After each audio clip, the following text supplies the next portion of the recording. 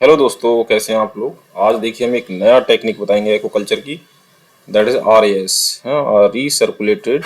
RAS क्या कहलाता है? रीसर्कुलेटिंग एक्वाकल्चर सिस्टम, रास सिस्टम कहलाता है ये। तो रास सिस्टम में देखिए ये एक कंट्रोल्ड कंडीशन हो रहा है। ये बहुत बड़ा टैंक है, जो भी आप बनाएंगे स्पेसिफिक कंडीशन रहती है इसमें। और मोट कलेक्टर है यहाँ पे मैकेनिकल फिल्टर है, डिसइंफेक्शन हेडर पंप है ना, डी गैसिंग CO2 है, बायो फिल्टर्स हैं, है ना। इधर से इधर जा रहा है, फिर इधर से ये इधर जा रहा है ना, इधर से फिर ऑक्सीजन कंट्रोल सिस्टम। इसमें सब कुछ वेल कंट्रोल्ड होता है और ये सिस्टम में रीसर्कुलेटिंग एक्वाकल्चर सिस्टम, है ना। रीसर्कुलेटिंग एक्वा, अब देखिए इसमें हम देखिए बताते हैं इसके बारे में। Recirculating flow through system is an enclose system for fish farming where the water replacement is the only to the extent of loss to evaporation and cleaning। कह रहे हैं recirculation of flow through system जो होता है वो एक बंद system होता है, जबकि क्लोज सिस्टम होता है फिश फार्मिंग का, जहाँ पे पानी जो है बार बार रिप्लेस होता रहता है। पानी इसमें लॉस नहीं होता है, ना तो इवापोरेशन होगा, क्लीनिंग और to extent of loss to evaporation cleaning. पानी का लॉस बहुत कम होता है, दोबारा से इस्तेमाल हो जाता है, रिप्लेसमेंट, है ना। In recirculating system of water is reuse. Recirculation system of water का क्या मतलब होता है? इज रीयूज होगा, partial exchange, while production system that use water only once is referred to as exclusively as a flow through system, है ना। Water दोबारा again and again इसमें यूज होता है, दोबारा बार बार यूज रहता है, रिसर्कुलेट होता रहता है। और जो भी फिल्टर्स लगे होते हैं, ऑक्सीजन कंट्रोल सिस्टम होता है, वेस्ट कंट्रोल सिस्टम होता है, सारे इसमें कंट्रोल होते हैं। और इसमें काफ़ी कम जगह खर्च होती है। अब आगे देखिए, it is an intensive approach, high density and more rigorous management. Rigorous का मतलब इसमें काफ़ी कठिन रहता है ये, इसमें हाई डेंसिटी आप ले सकते हैं फिश की then other aquaculture production system. ये बहुत इंपॉर्टेंट पॉइंट है। ये एक इंटेंसिव अप्रोच है, इसमें आप जो भी स्पीशीज़ का कल्चर कराना चाहते हैं उसकी हाई डेंसिटी ले सकते हैं, लेकिन काफ़ी मैनेजमेंट, मोर रिगरस मैनेजमेंट रहता है इसमें। Instead of traditional method of growing fish outdoor in open pond and raceway, this system rear fish in indoor tank with a controlled environment। ये बहुत इंपॉर्टेंट पॉइंट देखिए।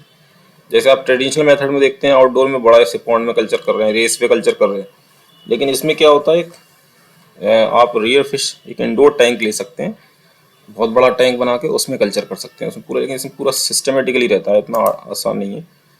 लेकिन ये कंट्रोल इन्वायरमेंट में होता है, हर चीज़ कंट्रोल रहती है एक, है ना। इन्वायरमेंट अगर फेवरेबल नहीं है तब भी हो जाएगा। Recirculating system filter and clean water for recycling back through the fish culture tank. अब इसमें रिसर्कुलेटिंग सिस्टम भी है। Recirculating system filters and clean the water for recycling back through fish culture tank से दोबारा उसमें जाएगा तो उसमें फिल्टर और पानी को क्लीन कर देगा। ये फैसिलिटी इसके अंदर है।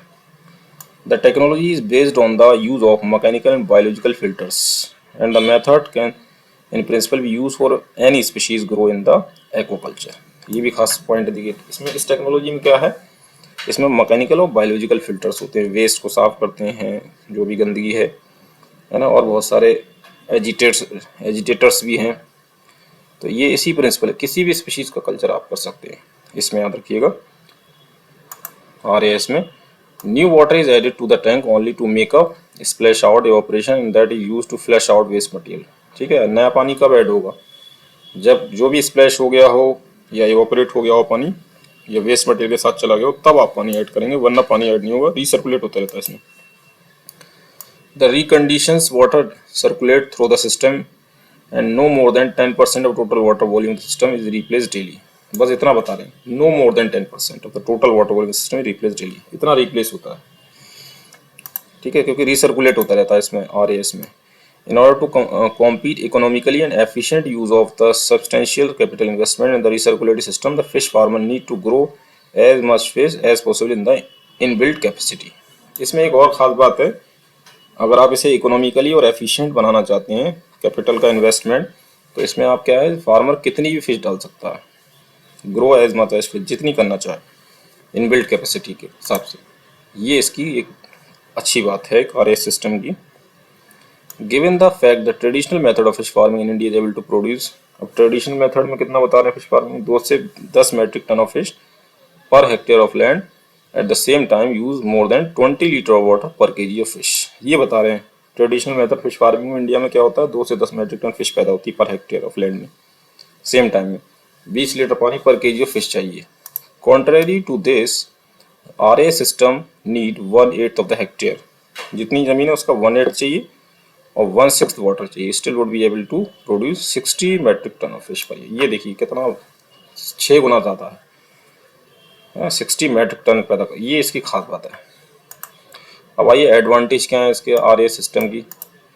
Recirculating flow through system is an aquaculture has stirred a great deal of interest in the field of fish farming and expanding very fast globally। ये बहुत तेजी से कह रहे हैं बहुत ही great deal of interest in the fish farming में बहुत ही बड़ा एक बूस्ट, एक ग्रीन रिवोल्यूशन लेके आया है, बहुत तेजी से बढ़ रहा globally. There are several advantage in establishing RA system. क्या है इसकी कुछ एडवांटेज देख लीजिए। The flexibility to choose the scale module, greatest advantage of this culture system. Flexibility है, क्या स्केल मॉड्यूल ले सकते हैं आप, where the entrepreneur has the ability to measure control most of the production marketing related variables।